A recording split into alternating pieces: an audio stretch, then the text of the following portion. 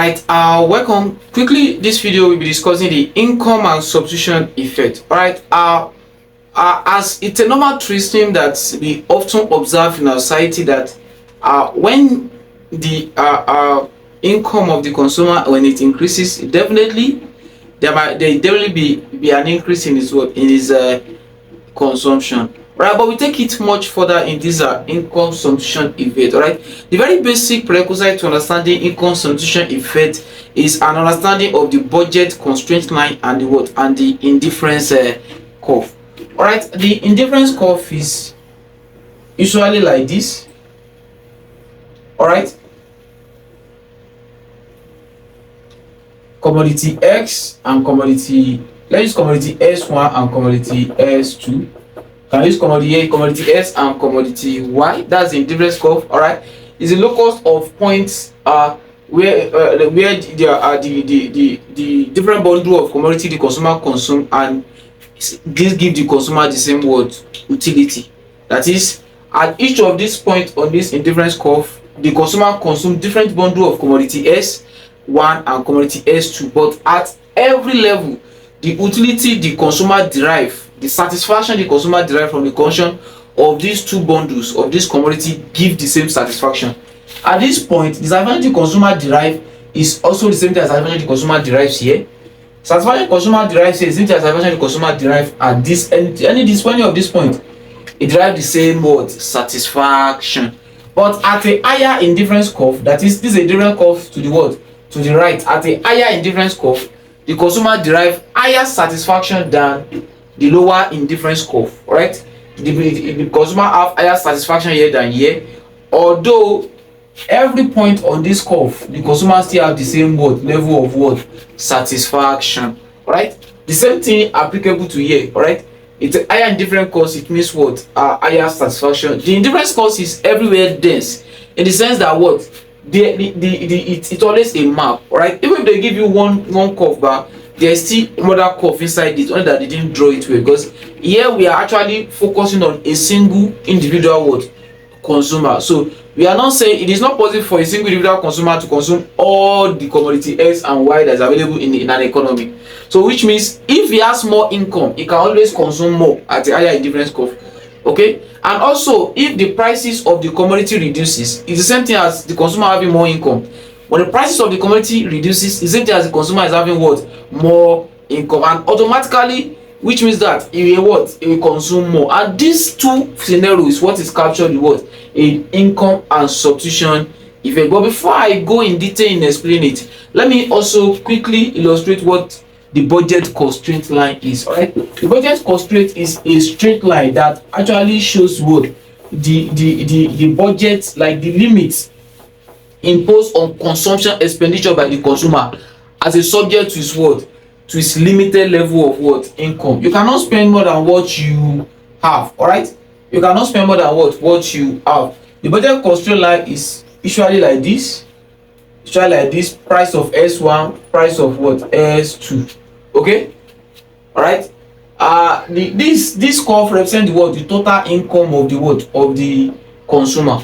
So that this line equation is P1 S1 plus P2 S2 equals to Y, where Y is the income of the consumer. All right, income of the consumer. All right, if you're looking at the shaded area inside there, we change this to less than or equals to, because you cannot consume more than what you have as an income, but you can consume less. All right, you can consume less, but you cannot consume more than what you have as an income. Now to get to the income and substitution effect, right?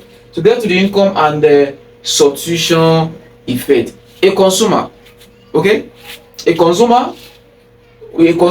whose budget constraint is drawn such operates, and the SAD is the consumer indifference curve to be like this.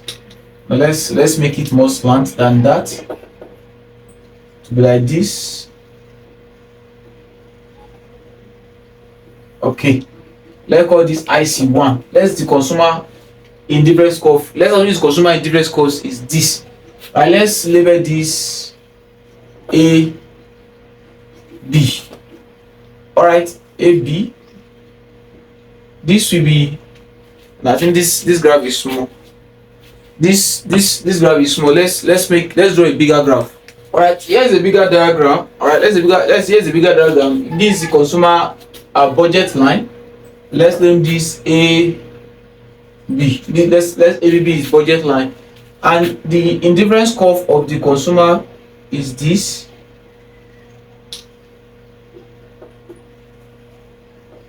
The real cost of the consumer is this.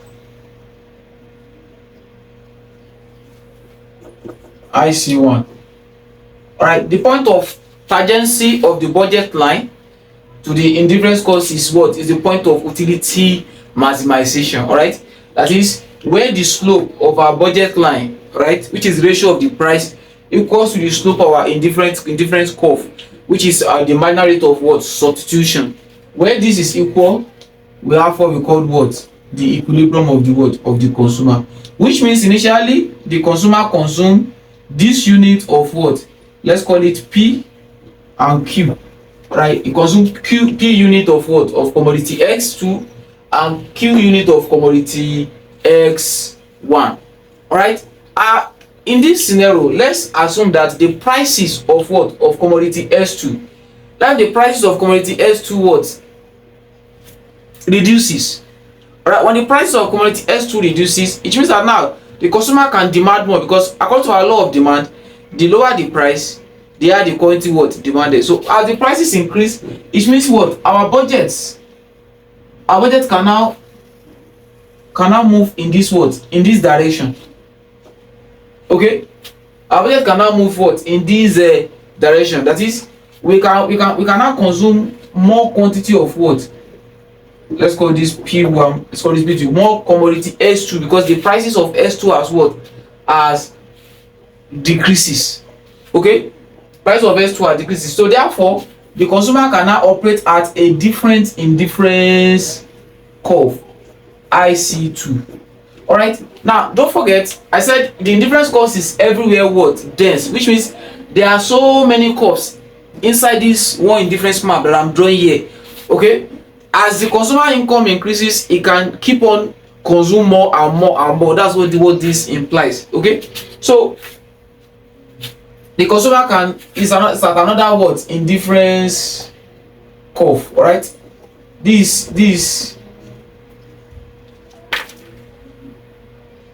another what? Indifference curve. Let's call it this E1, then this what? E2. Okay, but the point of it is what? This that we have here, from this shift from P1 to P2, what this actually shows is what we call what? The total effect of what? Of change in what? In the consumer price, that is of the inverse change in what? In the price of commodity S2. This is called what? Total effect. All right, total effect. What we have from here to what? Shift here is what? It's called total effect. And total effect is equal to what? Income effect plus what? Substitution effect. All right, equals to income effect plus substitution effect. Now the first thing we are going to examine here is what? Is the substitution effect. Now what is the substitution effect? In the substitution effect bar, this change in prices, since the price of this commodity has gotten what? Cheaper, naturally it is expected that the consumer will not consume the exact unit of this what? Commodity again. That is, the consumer's consumption will be around this part. It will be like this. Okay, let's call this AC, and let's call this what? DE. Okay, the consumers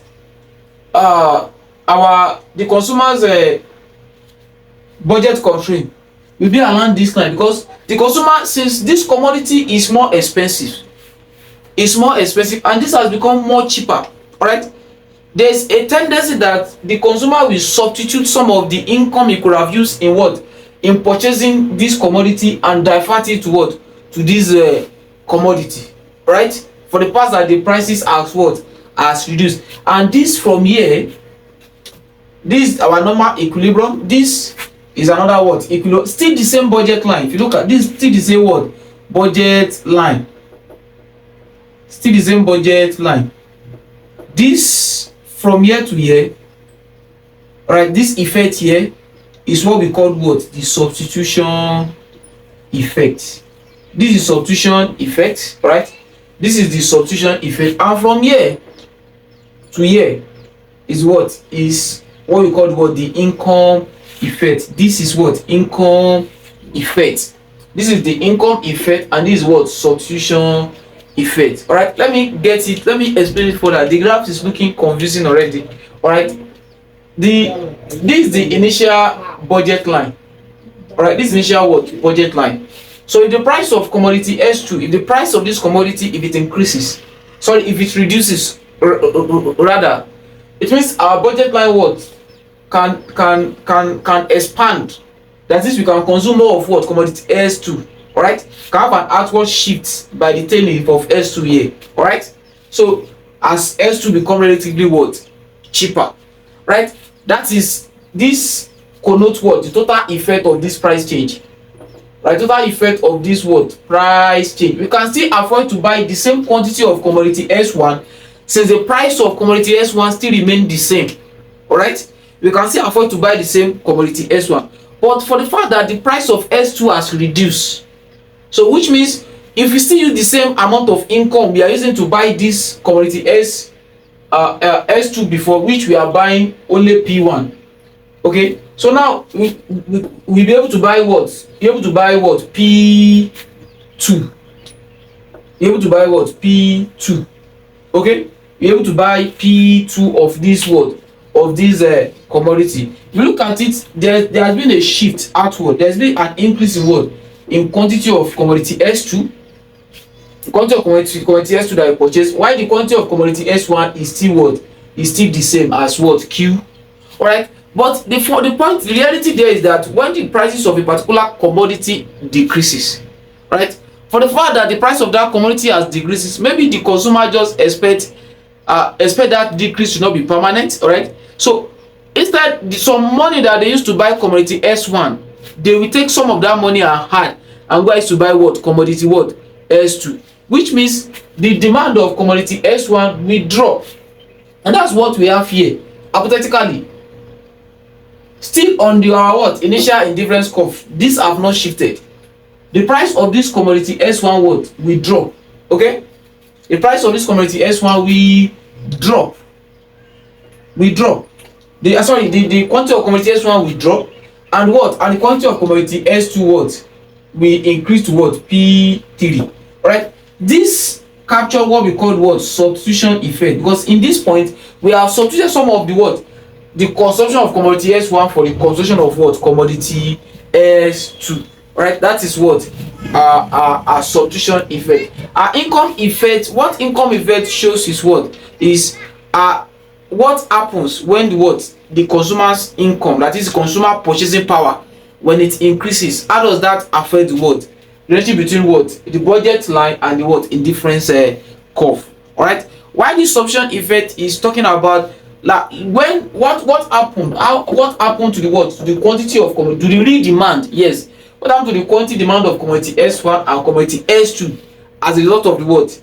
The decrease in the price of commodity S2. That is what? Substitution effect. Alright. So in case it is a calculation and you have to find total effect. So all you have to know is that your total effect is the same as your income effect plus what? Substitution effect. The first one you find first is your what? Substitution effect. Alright.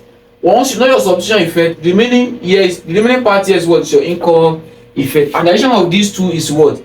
Is total effect. This is income effect and this is substitution effect. Alright, I believe this is well understood. If you still find difficult to understand, feel free to message me. I'll more than happy to explain it. It's a very, very simple terms and concept.